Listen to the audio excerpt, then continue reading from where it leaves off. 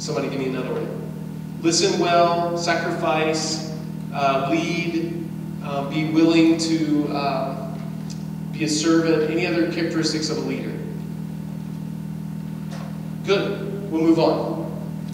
The next one is one of the things that's important for leaders, especially those of you who are team captains, is that there are going to be times where you'll need to gather your people.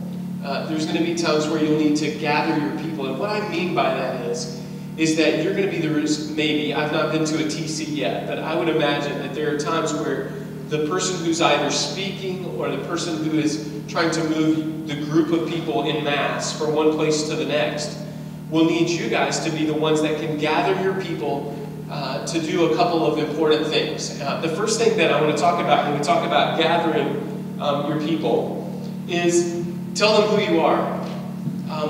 One of the things that you saw displayed today whenever I came up, Alvin gave you an introduction of me, and maybe you read something in an email about me coming. But Christine, I thought it was important that you hear from me about my wife and my 3 kids. I thought it was important for me that you hear that I'm from North Carolina. And I think what's important is that you relate to someone immediately. Today I came in, I was meeting with Tim, and I said, he said, the real McCoy, because my last name is McCoy. How many of you have seen that play about the real McCoy? Do you guys know what that's about? Tim, tell them what's it about. It's about a train engine that used to be called the real McCoy because there were people who tried to make some fakes of them, right? But it was kind of fun for Tim and I to throw back some banter on that. And I think it's important for you, whenever you're meeting your folks, don't wear that sort of hypothetical hat that says, I'm the leader, you should know who I am. I'm Evangel. You know, right? You don't have to Evangel.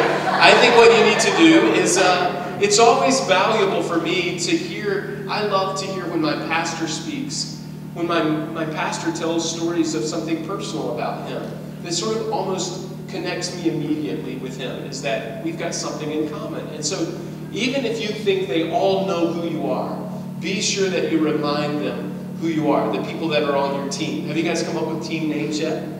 You're going to be doing that pretty soon, I think, right? And so you're going to be telling them who you are, why you chose maybe the name of your team. The next thing that's important for you to do as you gather people is find out who they are. We've already talked about this. We'll beat relationships to death today because I want you to hear that it's important to talk to people and not just talk to them, but listen. Who said, tell me your first name again? Haley. Haley said earlier, you have to be a good listener to be a good leader, right? And I agree with Haley. And so it's important for you to find out who the people that you're leading are. I'll take this one step further. Some people are not going to be willing to talk immediately, right? And so there may be times where you have to take your team captain aside and say, listen, if you don't mind just taking care of everyone else, I'm going to hang out over here for a minute with Francis because Francis is being kind of quiet today. He's not talking, but I need to find out some things about him so that I can connect Francis with someone else who's got something in common with him. Because I don't know if Francis and Matt knew it, but both of them come from the same area in Ontario. And so they didn't know that. So I'm going to try to get them together in a minute. You go and lead the group, and I'm going to hang out with Francis for a minute. So finding out who people are may not necessarily mean just letting the people who want to talk the most talk. Does that make sense? All right.